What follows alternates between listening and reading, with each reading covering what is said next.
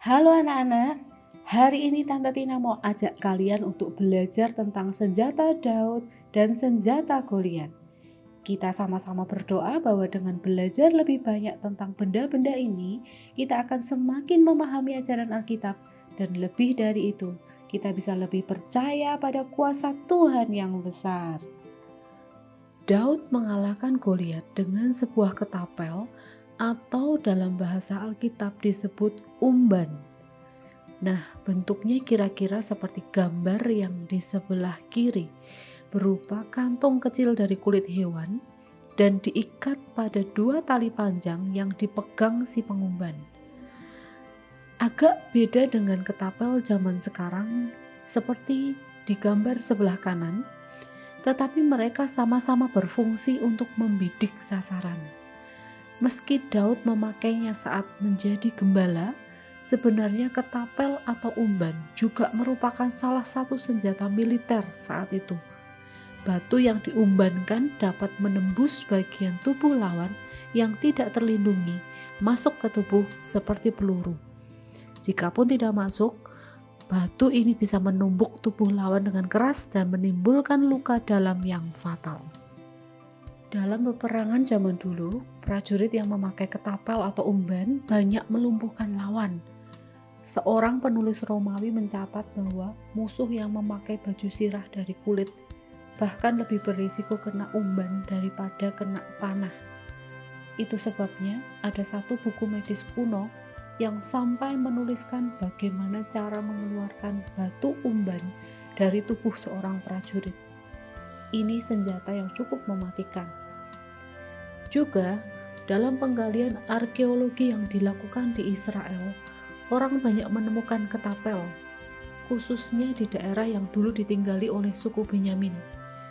Suku ini memang terkenal punya tentara elit yang terampil menggunakan ketapel, meski kebanyakan dari mereka bertangan kidal. Tidak jelas kapan orang mulai mengayun atau mengumban batu daripada sekedar melemparkannya. Yang jelas memang sebuah batu akan terlontar lebih cepat, lebih jauh, dan lebih akurat jika diayun ketimbang dilempar.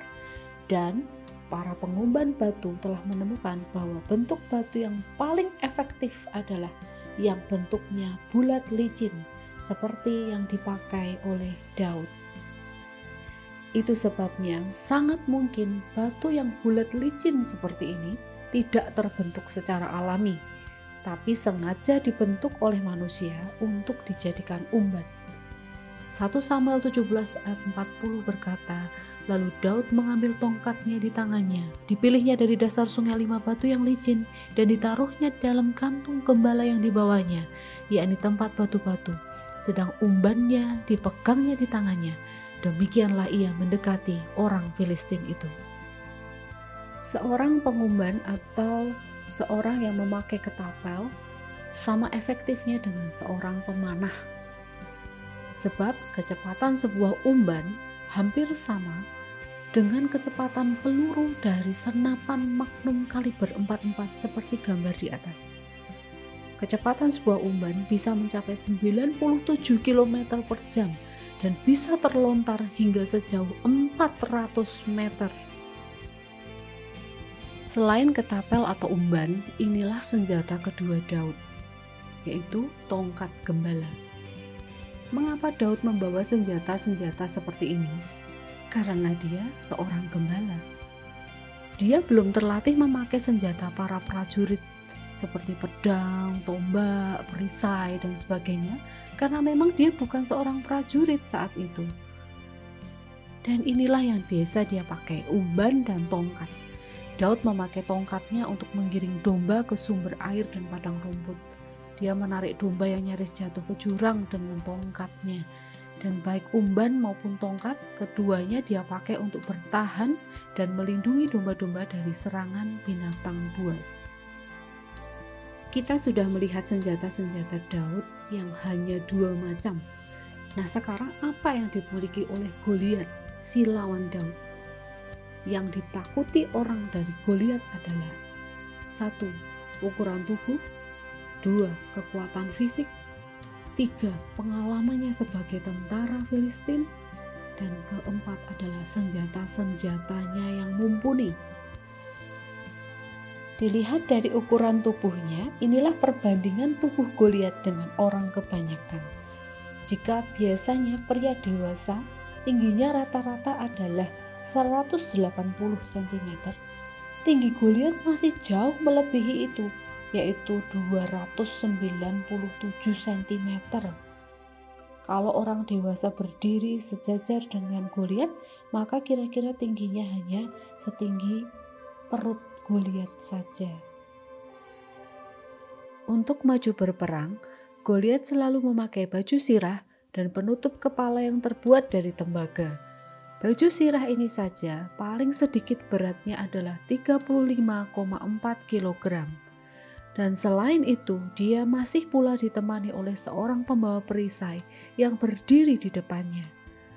Sebenarnya waktu itu Raja Saul mau memakaikan baju perangnya ke tubuh Daud. Namun setelah dipakai, semuanya terasa terlalu berat. Ia bahkan jadi sulit berjalan. Itu sebabnya Daud malah menolaknya dan memilih memakai baju biasa yang dia pakai sehari-hari. Selain pelindung tubuh dan kepalanya, Goliat membawa senjata-senjata yang spesial. Pertama, pedang. Kedua, tombak. Ketiga, lembing. Inilah bentuk pedang tentara Filistin yang banyak ditemukan para arkeolog. Pedang Goliat bisa jadi seperti ini atau seperti kebanyakan pedang yang lurus. Yang jelas pedang Goliat lebih besar dari pedang tentara lain hingga menggentarkan musuh-musuhnya. Tombak Goliat adalah tongkat kayu panjang yang berujung logam tajam. Panjangnya 7,9 meter, beratnya 7,7 kg. Lihatlah foto-foto ini. Seperti inilah kira-kira jika orang dewasa kebanyakan memegang tombak Goliat. Di tangan Goliat, tombak ini dipakai untuk menusuk tubuh lawan yang bisa dia jangkau. Lembing Goliat juga adalah sebuah tongkat dengan ujung logam yang tajam. Seorang tentara akan melemparkan lembingnya bila ada musuh yang berlari ke arahnya. Nah, anak-anak, kita tidak tahu berapa persisnya berat setiap senjata Goliat, tetapi kurang lebih total seluruh senjata yang dibawa Goliat adalah 56,7 kg. Anak-anak, apakah menurutmu sekarang senjata Daud adalah lawan yang seimbang atas senjata Goliat? Sudah pasti tidak, bukan? Pertarungan ini sama sekali tidak seimbang. Tapi justru dalam kelemahan dan kesederhanaan senjata Daud, Allah semakin diagungkan. Campur tangan Tuhan sangat nyata. Bukan Daud yang hebat, Tuhanlah yang maju dan menang melawan Goliat. Di zaman sekarang, bisa jadi kita juga harus menghadapi Goliat. Bukan raksasa, bukan teman kita, melainkan tantangan-tantangan yang menguji iman, karakter, dan kesetiaan kita kepada Tuhan. Bisa juga berupa kesulitan atau masalah berat yang dihadapi keluargamu. Jangan jadi lemah jika ini terjadi. Justru jadilah lebih kuat dengan bergantung kepada Tuhan. Jika kamu merasa butuh bantuan, bicaralah kepada orang tua atau guru sekolah minggumu.